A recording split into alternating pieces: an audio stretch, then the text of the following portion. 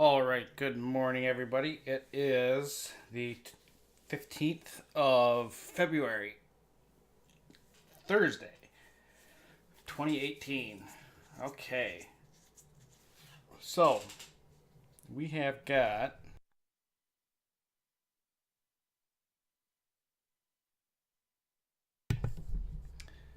we've got some stuff going on this morning. We're gonna get in about 4 minutes. We're gonna get jobless claims, exports. We're gonna get industrial capacity later on. Um, excuse me. Um, that's gonna be at 8:15. Oh man, just a slew of stuff. NAHB market, housing market, HMI, and natty gas later on too. So we got a slew of stuff coming out this Thursday. We've been talking about how we've had a kind of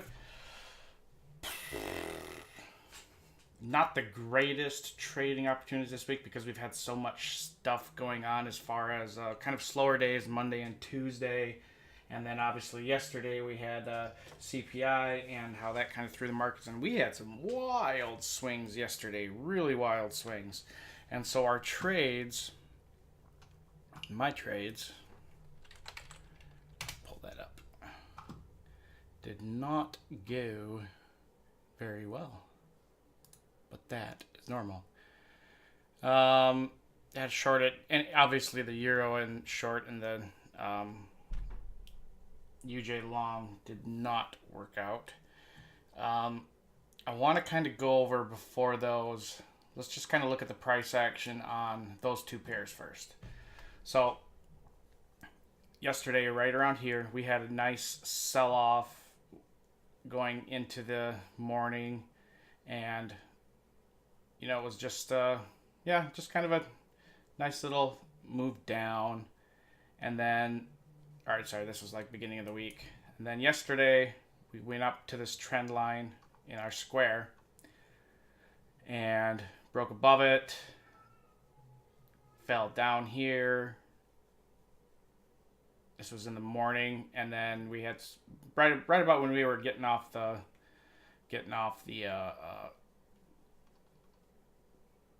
internet. I was going to say the air. It's not a radio show. But we had a massive buying back here. Massive bull run up. I mean, essentially from the 9th, which was on Friday. So from Friday at 22:06 to last night, 2,500. I mean, we've gone up like 300 some pips. Okay. That's a pretty big rise. That's like Monday, Tuesday, Wednesday is like a 100 pip move each day. Those are pretty good moves. So what you're looking at here, I mean, just structurally, this looks pretty heavy resistance area. I mean, we've tested it twice, came back up a third time, didn't even get all the way back up there, and now we're kind of sitting down here. So again, we have a full moon, not a full moon, we have a new moon today, and so that means that things that are near their market swing highs have a high chance of a sell-off for a 2-week period. So we do have that bias coming in here. But let's look what happened to the dollar yen. Dollar yen just experiencing horrible weakness and pain and continued down move. It's really not finding a lot of support anywhere. Look at the Aussie dollar. It jumped up massively. New Zealand dollar was up over 1%, but what is that line? Is that just like a down arrow that I drew and then, oh yeah, it's from those tops there. Okay, so it looks like it is kind of following that there. 7:30, we just got that news out. Initial jobless claims. So we had concerns about inflation yesterday going into the morning, but the markets obviously shook that off and didn't care. So there's not a lot of concern. We had a big rally in the equity markets, a big rally, trend continuation in all of our currencies. yes. Let's see, we have... that is not what I wanted. Okay, so the previous jobless claims are 221. The consensus was going to be 230, and the actual was 230. So we were higher than previous, and we matched what the expected was going to be. So yeah, that's good, I guess. Looking at how prices are reacting to this news, little, muted. We are right on top of a harmonic zone here at 24.66. A breakdown of this level, we should see some short-term follow-through selling. We'll see how supportive buyers are at this level. We'll have to watch that. Fast forwarding, looking at our cryptocurrencies. Now, our cryptocurrencies have been working out fantastically. We'll get back to the Forex pairs here in a second. I just want to touch on cryptos quick because, yeah. So in our cryptos, we've had some big, what in the hell? There we go. What in the heck? Sorry. We've had big moves in our cryptocurrencies over the ever since last week. We went to a low in Bitcoin and Bitcoin's about to break out here soon, but we went to a low of 59.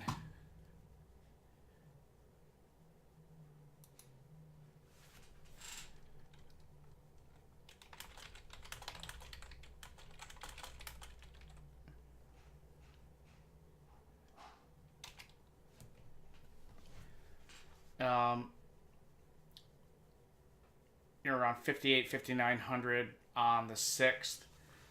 And we've basically kind of retraced a significant portion of that move for, below 10,000. I want you to take a look at this here. Now, when I first started trading, I used to think that every time I put in a trade and it went against me, that there was somebody out to get me. You can become paranoid really easily in the market.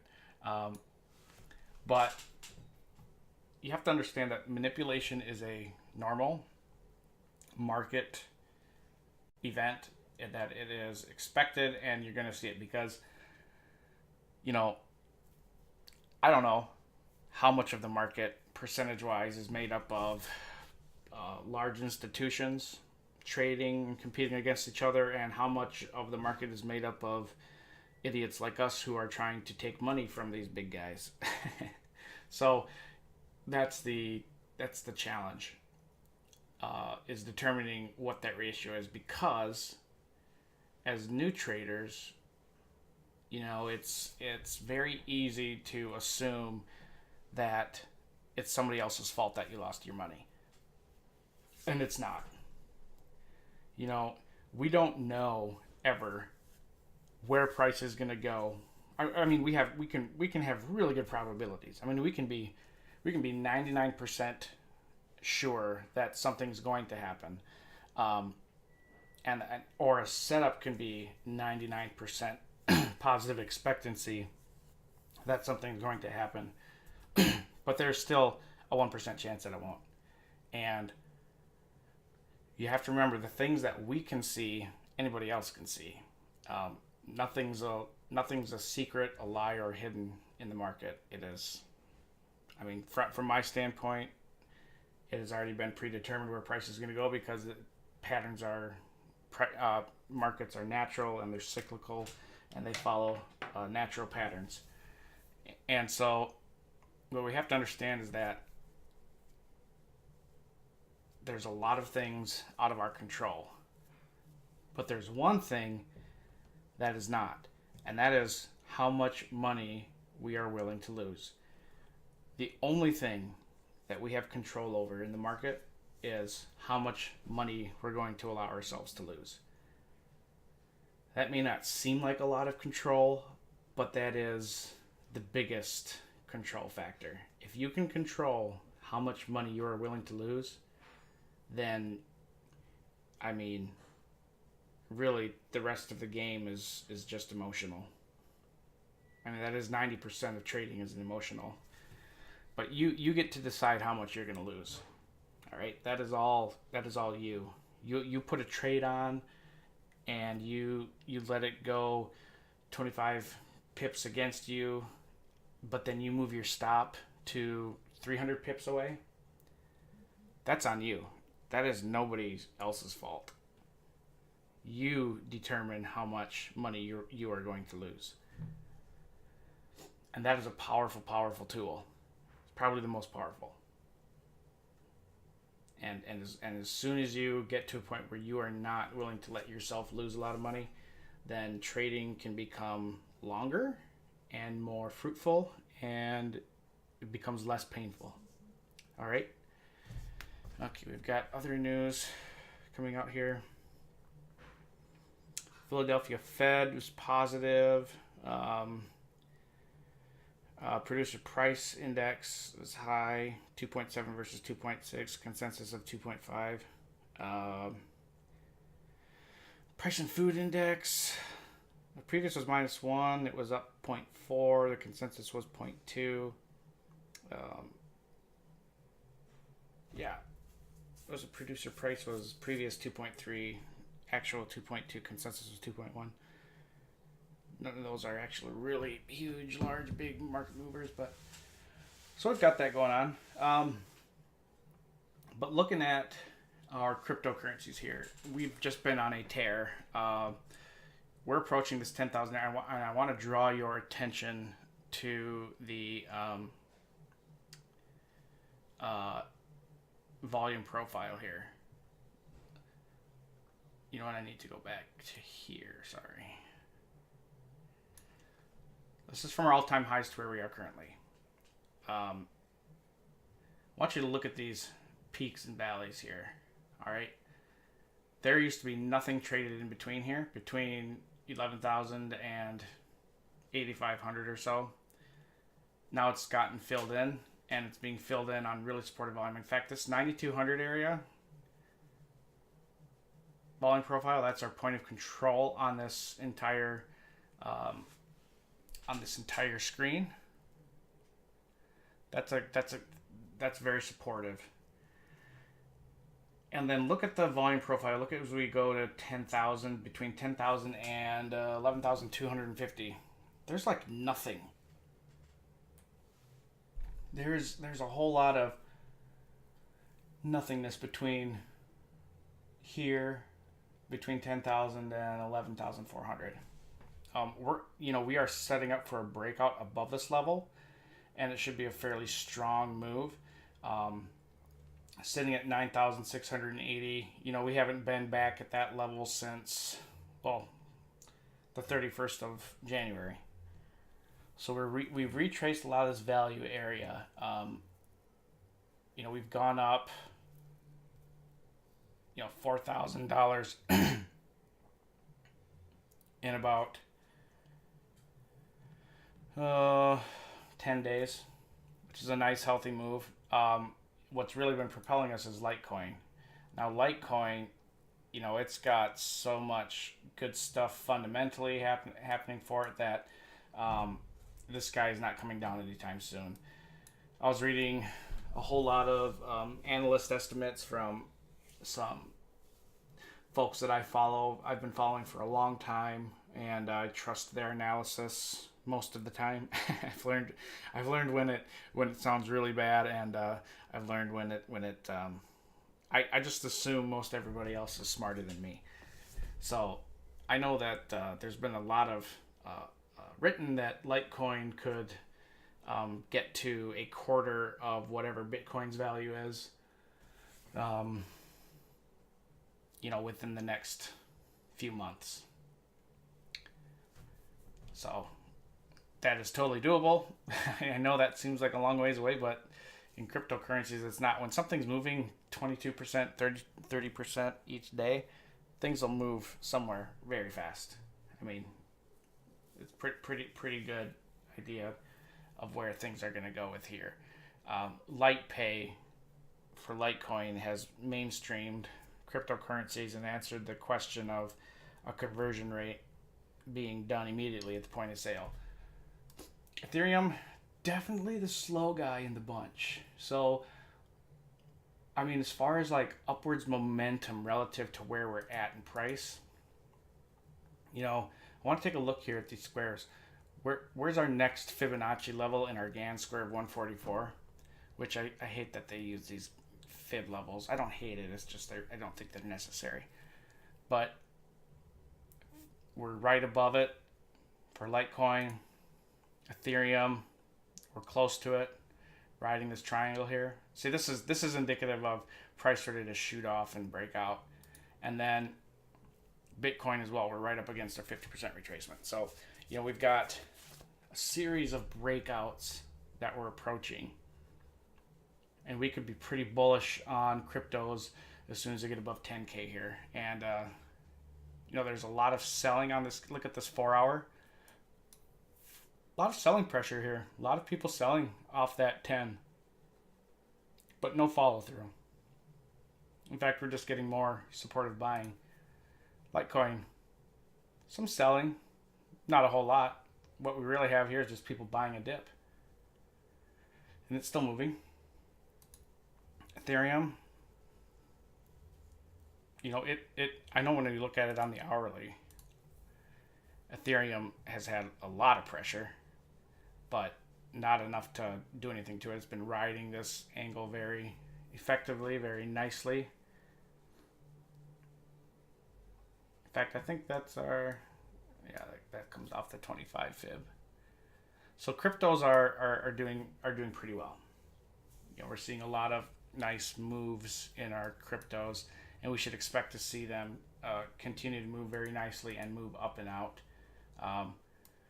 You know, downside pressure for Bitcoin, maybe to 9,100 before we rise up again. If we don't get a lot of activity buying up here, then you know, we'll more than likely get above here pretty quick. All right, let's go back to cryptos. So that news came out. Let's look at the euro. What are we doing on the euro? Well, we are near those all-time highs. Oh, let's get over here. Sorry. Near these, not all-time highs, but our yearly highs are at 125 and above. Naturally, we're finding a little bit of resistance to get up there, so no trades on this. In fact, I'm probably not going to issue any trades today because we have so much stuff going on. And like I said yesterday, it's not uncommon. We had an awesome and amazing week last week. It's not uncommon for there to be some type of uncertainty going into the next week. We may very well get a trend continuation. I'm going to continue to have a bearish bias on the long term here with these moves in our long-term uptrending market, because there's just a lot of wild divergence on it. I have to base this totally on the technicals. As much as it pains me to disregard some general market theory on that, I'm a Gann analyst first, and then I have no idea what I'm doing trader next. And looking at this approach from the Gann analysis standpoint of our time cycles, you know, we are looking at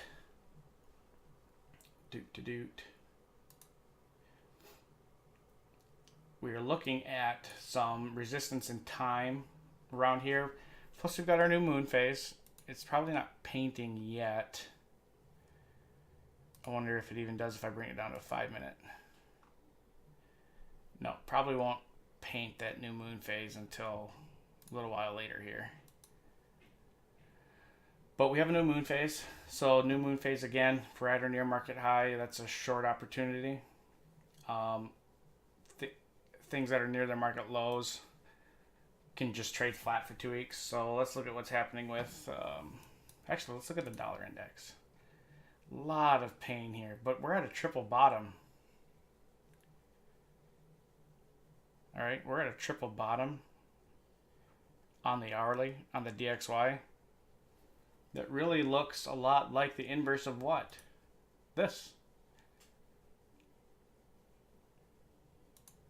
So the dollar index is really it's a basket of currencies that are pitted against the dollar. It's very euro heavy, so that's that's why we're seeing this kind of structure. It's just the inverse of the euro, or the euro is the inverse of the dollar index. All right, but we're at these really we got a triple bottom on the 1 hour, triple bottom on the 4 hour. We've got triple bottom on the 8 hour, triple bottom on the 12, triple bottom on the daily, and more like a double bottom on the weekly. So this pretty bearish move right here. Now the only thing that so we could have a down move all the way down to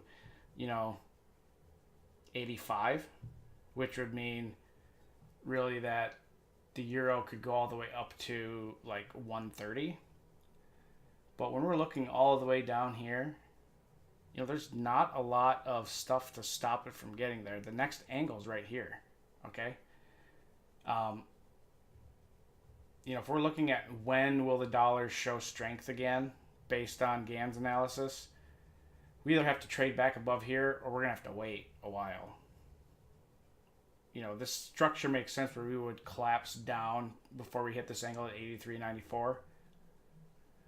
And then kind of have a dull movement from, the March 2018 all the way until June of 2019. I mean, that's kind of a long-term look, but that is a very real possibility. And so, do I think it'll get down to these levels? That'd be weird. I don't think so. That'd be a little different. Okay, let's look at the rest of our currencies. If I see something, I'll put it on there. But right now, gold looking a little heavy there, but gold is. Oops. Here's our gold chart.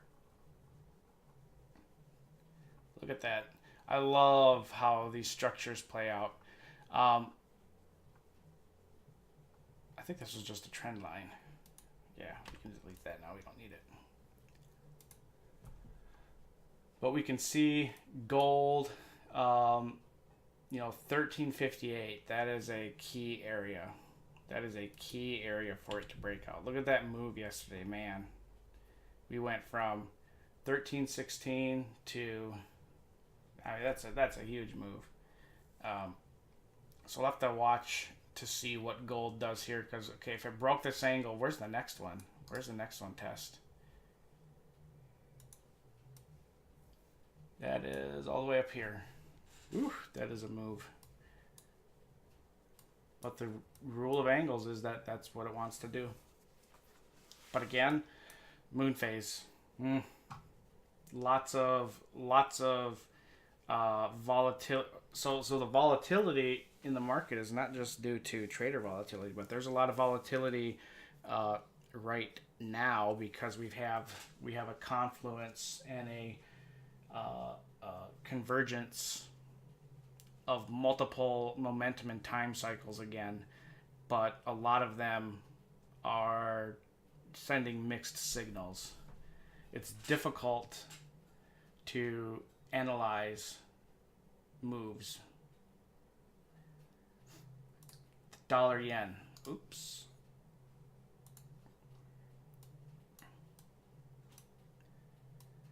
Now, let's be very careful about continuing to try to go long, but we also have to be careful about shorts because we are very extended, and I just heard yesterday on Fox Business that there was grumblings in the Trump administration about the status of the dollar. They had Art Laffert, on Fox Business yesterday as well. He was the guy who kind of he's in Reagan's administration. He was Reagan's tax man, big economist dude. Art Laffer, pretty famous guy. And he was really tackling the issue of a stronger economy needs a strong currency, and that this is not indicative of a strong currency. So, you know, we remember what happened with the dollar index when the Treasury Secretary Steve Mnuchin, when he said that a weak dollar is cool and good, and you know, in a way it is, but then also when he came back and said, no, we actually want a strong dollar. So that kind of stuff really flips and flops the prices a little bit. Aussie dollar, nice big rise. You know, we've had came up to this arc, was rejected at the arc. That's always fun to see it hold that structure. Got to the 45. We could see some weakness maybe on the short side, or some consolidation before we go long. We'll want to see how this day plays out before we go into Friday. New Zealand dollar staying above this angle. Its next angle is above it, but you know, it's at its 50% retracement area too. It's also got a similar structure to the euro in that it's at this kind of triple area. So we want to be careful of what's happening up here. Also got rejected on that arrow. You know, and we are looking at the U.S. dollar Canadian dollar pair. Fell through here, came back down. We had a good run going for a little while here. Nice setup where we shot up, but then we like flushed down. I mean, there's just a lot of indecision. This move is not one that I like to participate in. I like it to settle down. Dollar, pound dollar, a lot of strength. A lot of the strength in all of these is just due to a weak dollar. There's not a lot of other reasons for these moves. So in a way, it makes our analysis easier. Anything with a dollar pair should be an easier look. Man, euro pound. I mean, talk about something that does not know what to do. It is just continuing to really bank off of these zones. I mean, we've been watching this for, gosh, how long? It's just silly. So I mean, we got rejected up here, and so the euro's showing some weakness against the pound, and we're looking at some supportive structure down here. We'll see what happens there. It'll be kind of an iffy area. Let's go back to the euro. Take a peek at what's going on. A lot of selling tails right here. You know, there's just some heavy selling tails. And, you know, if we look at the volume bars here, so there's a lot of selling volume, but there's a lot of buying support coming underneath that. This kind of volume that's pouring in the last 5 minutes we've got going on here. If prices move up, a lot of the possible shorting that's going on here, they're going to have to cover, and it could cause a nice rally above to 25 and beyond. So we'll want to be on the lookout for that. Dollar yen, you know, it's not having as much of a response right now. It is, we're getting some supportive volume, but not a whole bunch. You know, not a whole lot. I also want to take a look at this daily volume in this participation. So not a lot of participation as price is going down, volume is going down. We're not getting a lot of responsive buying here. Same with the euro. We've had some increasing volume, but not a ton. I mean, not compare. I mean, we're well below. Ever since Monday, we are well below average. We've not had a lot of participation in this move at all, which is always concerning. Rising prices or falling prices on low volume is never a good sign. And so we want to be careful of that. And it's speaking of manipulation, and I hate using the word manipulation. I mean, it makes it sound like there's something we don't know that's going on, but maybe I'll say it's easier to control the direction of an instrument when it's on low volume. Okay, it's easier to direct it or nudge it when there's not a lot of participants. As retail traders and investors, we represent a large pool, but we're not very coordinated. And so we can easily, as individuals, be convinced of a certain move on a price chart or become worried about a certain move on a price chart. And because the whole game is psychological, and they know that. And so, we're just kind of looking at that move. This is a interesting level. Gosh, there's a lot of volume that piled in there. Let's look at this in the 5-minute. Okay, there's a lot of volume, but we'll see. Look at that buying off this level here. That was supportive.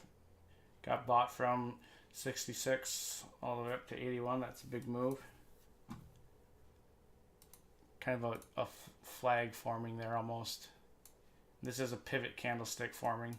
So that could yield some nice bullish momentum here. We'll have to see.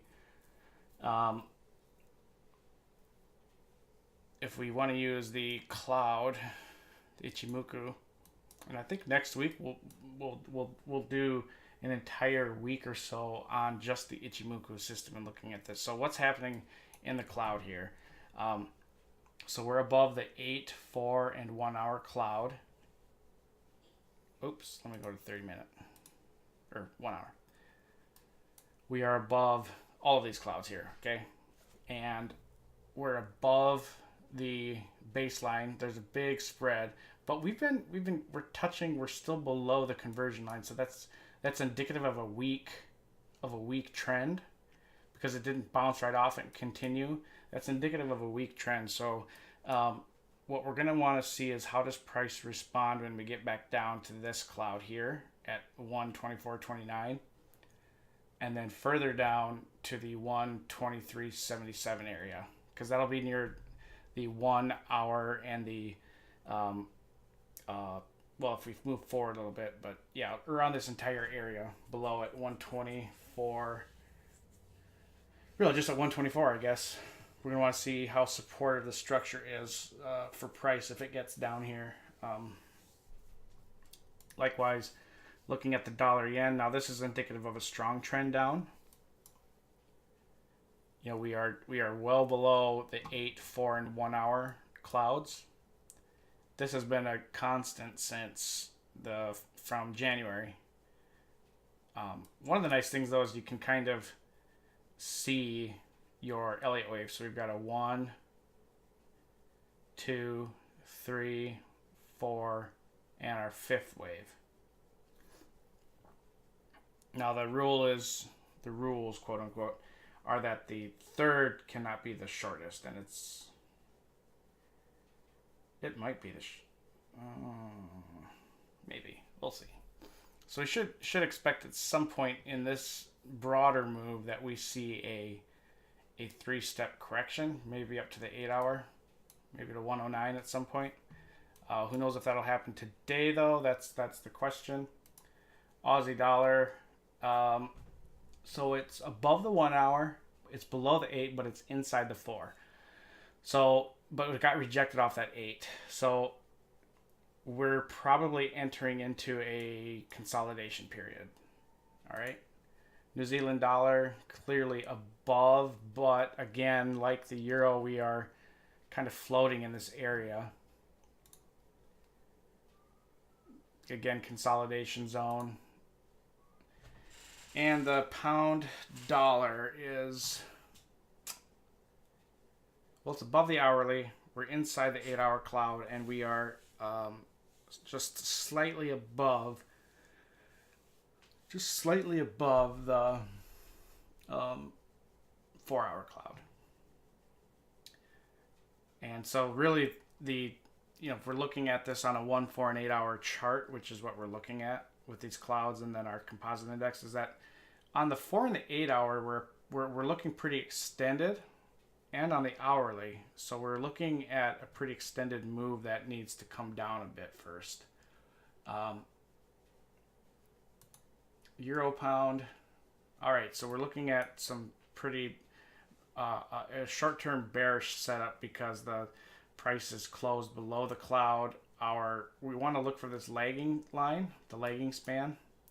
That's this black line. Now, a lot of people who trade Ichimoku, they don't use this, and they should. This is the most powerful part of in my opinion, the most powerful confirmation tool of when to do something is when this line, the lagging span, lagging line, when that falls below a cloud or above a cloud, then you know that you're safe to go long or short. Okay, so once that makes the break, then you can do something. I mean, that's how I view it. The dollar Swiss, man, down there quite a bit. Let's look at a whole bunch of pairs, actually. The Aussie Canadian dollar in a consolidation zone. Again, we're going to want to wait for that line to break up there. Aussie, the Aussie yen. We should look at this pair more often. This is an important pair, and I used to trade it a lot, and I should again. The Euro Aussie, kind of a flat. I don't like really trading that one. Euro Canadian dollar, no. The Euro yen, I like that one. We'll see what happens here. The pound Aussie dollar. This is a fun pair to trade. We banked off the 8 and the 1. We're still inside the 4. So we've got some bullish bias here. Just have to take a look at the pound yen.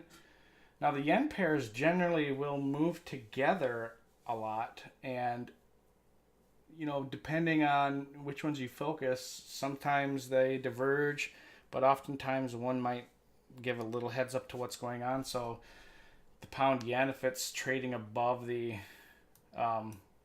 we may actually get a nice long in here soon if this crosses above. So we'll want to look for that. The pound New Zealand dollar. Yeah. So not a whole lot going on. Looking at our futures markets, the Dow, NASDAQ, and ES, the S&P 500, they're all up quite a bit, which is healthy. And let's check back on our euro. Let's check back on our euro with cloud. And we are below the conversion line right now. It's a big gap in there. And we did not buy above that. So we could see a nice retracement. A short-term retracement before it would go long again. Dollar yen. It's showing a little support there. It's looking like we got some early signs of weakness on this trend now because we're what's nice, the Ichimoku system, you can find a couple. If we're shorting this, we can short when price returns to the cloud, we can short at the conversion line, or we can short at the baseline. So we have a couple areas to short, and if we even go by past price performance in strong trends that break down from these levels, we can see that when price returns to the cloud, we usually get a short-term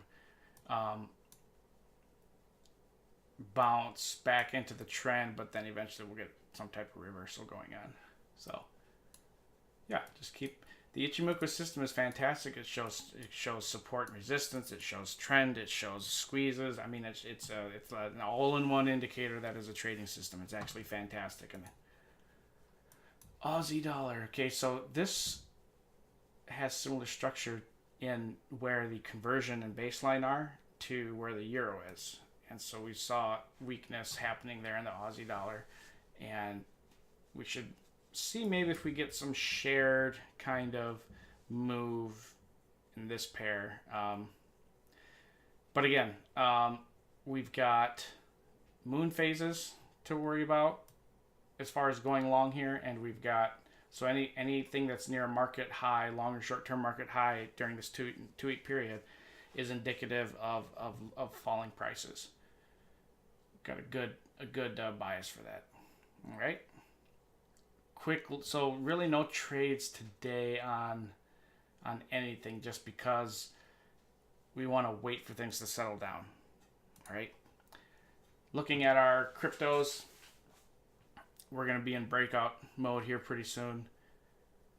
Bitcoin approaching 10,000, Litecoin continuing its big move, and Ethereum getting close to 1,000 as well. So we have big moves coming in our cryptos. Watch out for these. It's going to be big movers. These are all clear accumulation going on that we've been talking about.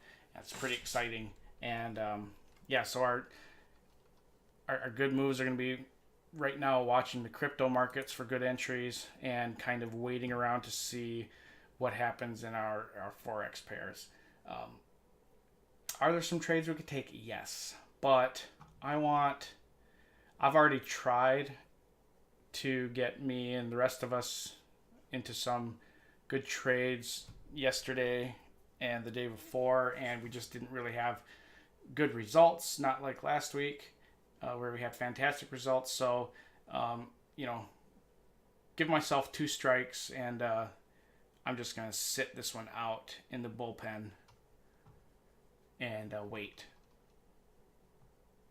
We'll let everybody else fight it out, and that's generally the healthiest move. Because if we get a break, because we're at this really strong, important trading area.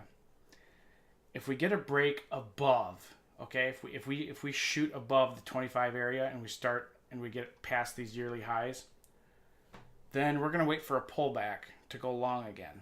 Okay, we're gonna wait for a pullback.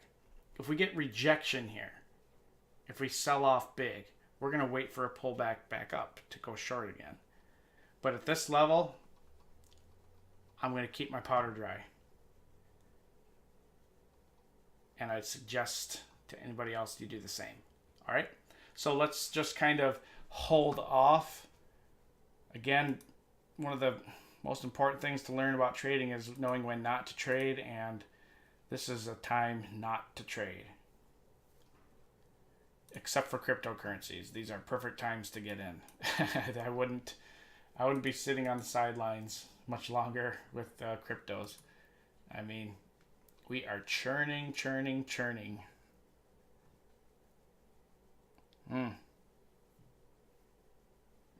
Good movers. Okay, it's very possible tomorrow we'll have some intraday setups. So let's look forward to tomorrow. But if you see some setups today, if I see some setups today, I mean, I monitor the markets all day. This is what I do for a living. So if I see, I've disciplined myself not to look for a trade. I've disciplined myself to wait for one to show up. And a good way to do that is, if you use TradingView, have alerts set. All right, have alerts set. So if if there's and just make them simple, like a value area. Like if there's like a confluence zone of time, price, and momentum at around, the 8,800 value area, just, set an alert. And say when price is crossing 8,500 or so, you just put that in there and hit create, and then you don't have to keep staring at the chart. When an alarm goes off, it'll tell you, hey, check out the chart, see what price is doing. and then I can go in and look at it. All right.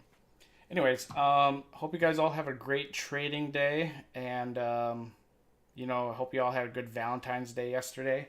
And we will.